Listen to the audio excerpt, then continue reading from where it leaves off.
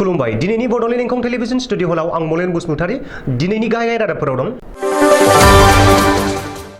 ICICI फाउन्डेसनआ BTC सोरखारनो गंनै mobile medical unit दान होदों। एमएलए जिरन बसुमतारीआ पीएमएवाई न'नि खुन्थिया गायसंदों। अमा फिसिनाय आरो अमा बेदर फाननायखौ बन्द खालामदों अदालगुरियाव। हिमन्त बिश्व शर्माया अख्रां सानिफ्राय सिलचरनि दैबानानि थासारि नायगिदिंदों। दैबानानि थाखाय गोलोम बोथोरनि बन्दखौ आवगायनानै होदों। महाराष्ट्रनि खुद्रिनाय एमएलएफोर थानाय रेडिसन ब्लू हटेलनि मोखाङाव तृणमूल कंग्रेसआ सोमावसारदों। दिपेन बर'आ सालबारिनि एलेंगामारियाव बोरसि दैमानि हा खुरखानाय ओनसोलखौ नायगिदिंहैदों। आफगानिस्तानाव बांग्रिंजों थैनाया 1000निबो बांसिन जाबाय आरो जोखोमा 1500निबो बांसिन जाहैबाय। बङाइगाव कलेजनि साखाथियाव बिसार्जन पुखुरिनिफ्राय सासेनि गोथै सह मोननो हादों। अदालगुरियाव हाग्रानि मैदेरनि उदखार। बाक्सायाव एसएसबिआ ड्राग्सनि हेंथायै हानजा सुरदों। दानिया फैदो आबुं रादाबाव।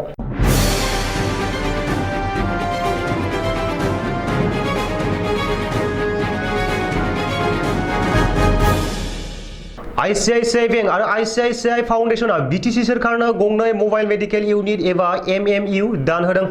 बिटिआर ओनसोलाव खना खनला साबसिन सावस्रि सिबिथाय होनो थाखाय आईसीआईसीआई फाउंडेशनआ बीटीसी सोरखारनो गंनै मबाइल मेडिकेल इउनिट होदों।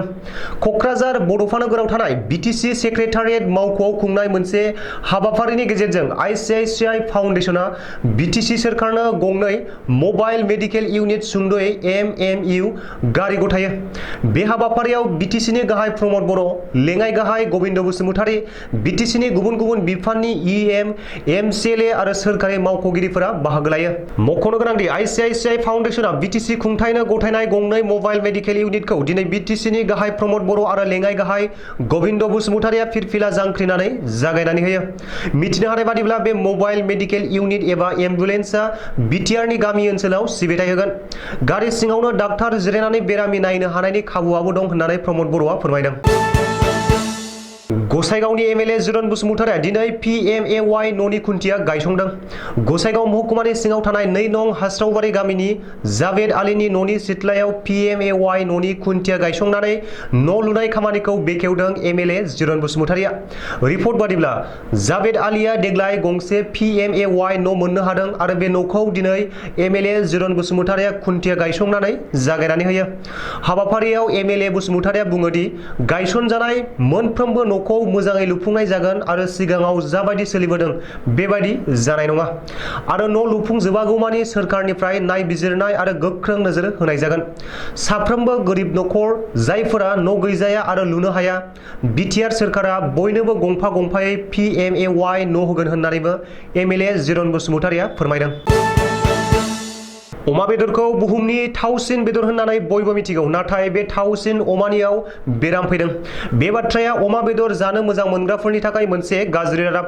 मिथिनाय बादिब्ला अदालगुरि जिल्लानि खलायगावनि खोला कुयाबिलाव मोननाय जादों आफ्रिकान स्वाइन फेभार मुंनि मोनसे बेराम।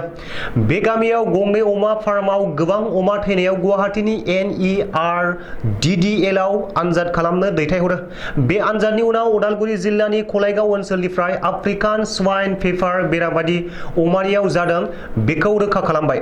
दा बेखौ नोजोर होनानै अदालगुरि जिल्ला खुंथाया अमा फिसिनाय आरो अमा बेदर फाननायखौ खोला कुयाबिलनिफ्राय 1 किल'मिटार गोजानसिम ओनसोलफोराव अमानि बेरामा बारदेरनो हागौनि सन्देहजों बन्द खालामबाय होननानै फोसावदों। अमानि बेराम एबा आफ्रिकान स्वाइन फेभार बारदेरनाय ओनसोलाव 144 धारा फोसावनानै अमा फिसिनाय आरो अमा बेदर फाननायखौ बन्द खालामनायजों लोगोसे गुबुन जिब जुनार लांलाय लाबोलाय खालामनायखौबो बन्द खालामनाय जाबाय होननानै खौरां मोननाय जादों। गिबि मन्त्रि डक्टर हिमन्त बिश्व शर्माया दिनै सिलचराव दैबानानि थासारि नायदिंहैनानै खौरां लाहैदों। अख्रां सानिफ्राय हेलिकप्टारनि जोहै गिबि मन्त्रि डक्टर हिमन्त बिश्व शर्माया दिनै सिलचराव दैबानानि थासारिखौ नायगिदिंदों। सिलचराव हेलिकप्टारजों दैबानानि थासारि नायगिदिंनायाव गिबि मन्त्रिजों लोगोसे बाहागो लादों एमपि राजदीप राय, काछार जिल्ला बेंगिरि आरो एसपिआ। बबेखानि गिबि मन्त्रिया दैबानाजों खहा जानाय ओनसोलफोरखौ नायगिदिंनानै थागिरि रायजो राजाफोरजोंबो सावरायो आरो खौरां लायो। बेजों लोगोसेनो ओनसोलाव दैबानानि मदद होनायनि थाखाय काछार जिल्ला बेंगिरिजों गेबेङै सावरायगोन होननानै गिबि मन्थ्रिया टुइटाराव टुइट खालामदों। रिपर्ट बादिब्ला जाग्रा मुवा बेसाद, दै बथल आरो जोबोर गोनांथार मुवा बेसादनि पेकेटफोरखौबो दिनै हेलिकप्टारनि जोहै सिलचराव दैबानाजों भुगिनांनाय सुबुंफोरनो एयारड्रप खालामनाय जायो। आसामनि फरायसालिफोराव गोलोम बोथोरनि बन्द फोसावबाय। सोलोंथाइ बिफाना 25 जुननिफ्राय 25 जुलाइसिम गोलोम बोथोरनि बन्द फोसावबाय। सोलोंथाइ मन्थ्रि डक्टर रनज पेगुआ दिनैनि मोनसे खौरांगिरि मेल खुंना गोलोम बोथोरनि बन्द फोसावदों। रायजोनाङै गिख्रंथाव दैबाना लोमसावनाय आरो अलखद थासारिनि थाखाय गोलोम बोथोरनि बन्दखौ आवगायना होनाय जादों होननानै सोलोंथाइ मन्थ्रिया खौरांगिरि मेलाव फोसावदों। मख'नो गोनांदि सरासनस्रायै जुलाइ दानाव गोलोम बोथोरनि बन्द होनाय जायोमोन, नाथाय आथिखाल थासारिनि थाखाय आवगायनानै 25 जुननिफ्राय 25 जुलाइसिम गोलोम बोथोरनि बन्दखौ फोसावनाय जादों। सोलोंथाइ मन्थ्रि डक्टर रनज पेगुआ गुणोत्सवनि बागै बुंनाय बादिब्ला गुणोत्सवनि रिजाल्टखौ फोसावथ'नाय जायाखै। गिख्रंथाव दैबानानि थाखाय माखासे जिल्लायाव गुणोत्सव खुंनो हायाखै, नाथाय बैफोर जिल्लायावबो साननैसो उनावनो गुणोत्सव खुंनाय जागोन। बबेखानि बे खेबाव सिगांनिख्रुइ थाबैनो आरो नभेम्बर दानावनो गुणोत्सव खुंनो थाखाय सानदों होननानैबो सोलोंथाइ मन्थ्रिया फोरमायदों। महाराष्ट्रनि खुद्रिखांनाय एमएलएफोर थानाय रेडिसन ब्लु हटेलनि मोखाङाव तृणमूल कंग्रेसआ सोमावसारदों। मख'नो गोनांदि महाराष्ट्रनि खुंथाय गोहोआव थानाय शिव सेनानि सा 40निबो बांसिन एमएलएफोरा गिबि मन्थ्रि उद्धव ठाकरेनि हेंथायै खुद्रिखांनानै हेंथा गसंदों आरो बैसोर खुद्रिनाय एमएलएफोरा गुवाहाटी नोगोरमानि रेडिसन ब्लु हटेलाव दंफैयो।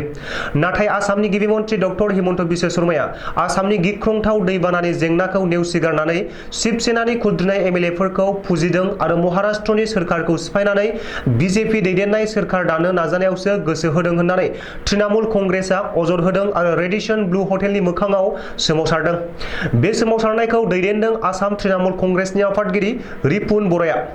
टिएमसिनि सोमावसारनायाव बाहागो लानाय सासे सुबुङा बुंदों दि आसामाव 20 लाखनिबो बांसिन सुबुंफोरा गिख्रंथाव दैबानाजों भुगिनांगासिनो दं। नाथाय गिबि मन्थ्रि डक्टर हिमन्त बिश्व शर्माया महाराष्ट्रनि सोरखार सिफायनायावसो मुखुब जानानै दं। ओरैहाय बे सोमावसारनायाव बाहागो लानाय टिएमसिनि सोद्रोमाफोरखौ गुवाहाटी नोगोरमा पुलिसआ हमदों होननानैबो मिथिनो हादों। एबसुनि आफादगिरि दिपेन बर'आ दिनै बाक्सा जिल्लानि बेन्दोंआव थानाय सालबारि एलेंगामारियाव बोरसि दैसानि रुगुं खुरखानाय ओनसोलाव दावबायनानै नायगिदिंहैदों। दिपेन बर'नि दैदेननायाव एबसुनि मोनसे टीमआ दिनै सालबारिनि एलेंगामारियाव बोरसि दैसानि दै उसिफावना खुरखानाय ओनसोलखौ नायगिदिंहैनानै रायजो राजाफोरजों सावरायहैयो होननानै मिथिनो हादों।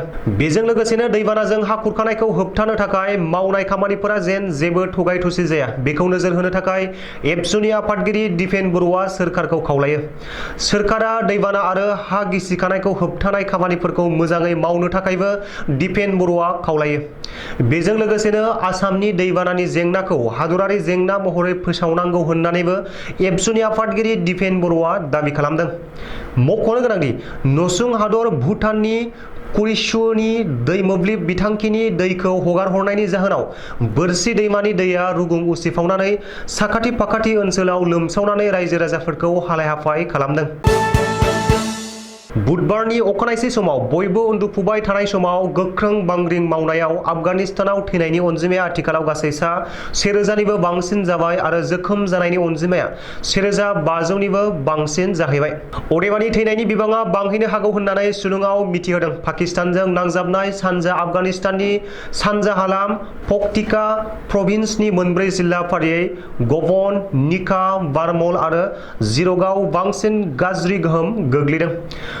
कस्टिका ओनसोलनि गोबां न'बां बायनानै खहा जादों। आफगानिस्तानाव मेटेरियलजिकेल बिफाना सुलुङाव फोरमायनाय बादिब्ला बे बांग्रिं मावनाया 6.1 रिक्टर स्केलाव मावदोंमोन, जाहोनाव गोबां थाग्रा न' एबा बिल्डिंफोरा बायनायाव गोबांनि जिउ खहा जादों। रांखान्थियारि बिथिङाव गोग्लैसोनाय हादर आफगानिस्तानखौ बे मिथिंगायारि अलखद समाव राष्ट्रसंघनि हुआ गोबां मुलि बायदिखौ लानानै गोख्रैनो फैनो खोथा होदों। बे अलखदनि समाव जेबो रांखान्थियारि मदद एबा लजिस्टिक मदद होआजासे पाकिस्ताननि गाहाय मन्थ्रि शहबाज शरीफआ गावनि दुखु मोननायखौ टुइटारनि जोहै फोरमायहरदों। ओजोंहाय गोबां अखा हानायनि थाखाय हेलिकप्टार बिरहोनो हायैनि जाहोनाव आफगानिस्ताननि रैखाथि हान्जायाबो माखासे गामि गोथौ ओनसोलाव थांनो हायाखै होननानै खौरां मोननाय जादों। आफगानिस्ताननि बे मिथिंगायारि अलखद समाव भारतआ जोबोर गोथौयै दुखु मोननाय फोरमायहरदों।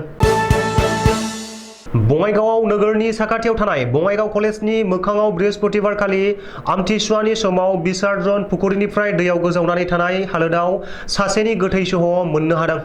थैनाय सुबुंनि मुंखौ 45 बोसोर बैसोनि अमित घोष होननानै जायगानि सुबुंफोरा सिनायदों।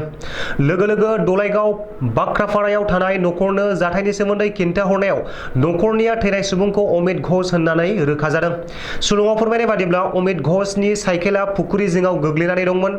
फुङाव जेब्ला जायगानि सुबुंफोरा बै लामाजों हान्थियो अब्ला दैयाव गोजावनानै थानाय गोथै सह आरो साइकेलखौ नुसनो। उननि समाव गोथै सहखौ पुलिसा फैनानै बोखांफैदों होननानै सुलुङाव मिथिहोदों। हाग्रानि मैदेरनि फालोआ थोंजोङै हाग्रा सिंनिफ्राय ओंखारबोना हाग्रा जिङाव थानानै रायजो जानाय मानसिफोरनि थाग्रा न'-बां, जाग्रा आदार, आबाद फोथार बायदिफोरखौ फैनानै सिलिंखार खालामफैबाय थानाया आथिखालाव बारानिफ्राय बारासिन जालांगासिनो थानायखौ नुनो मोन्दों।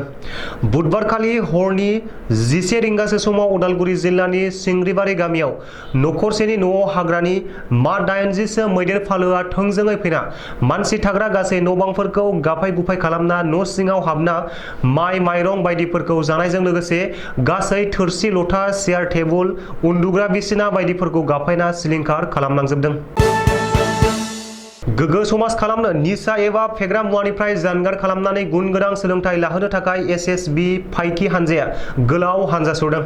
मख'जाथावदि बाक्सा जिल्लानि दक्षिण कुसिनि 65 नं एसएसबि आमगुरि उत्तर कुसिबादानि लोगोसे मानास चौकी इक' टुरिज्म ससाइटिनि जथायै बानजायनायाव दक्षिण कुसि उपेन्द्रनाथ ब्रह्म मेम'रियेल गेजेर इंराजि फरायसालि आरो दक्षिण कुसि प्राथमिक बिद्यालयनि फरायसा फरायसुलिफोर आरो एनजिअनि सोद्रोमाफोरा खौसेयै दक्षिण कुसि लामायाव ड्राग्स, जौ फेग्रा निसा जिरादफोरनिफ्राय जानगाराव थानांगौ आरो निसा जिराद फाननायनिफ्राय थाबैनो बन्द खालामनांगौनि हेंथायै स्लगान होयै होयै गोलाव हानजा सुरदों। दिनैनि रादाबा एसेनोसै। गोजोन्थों।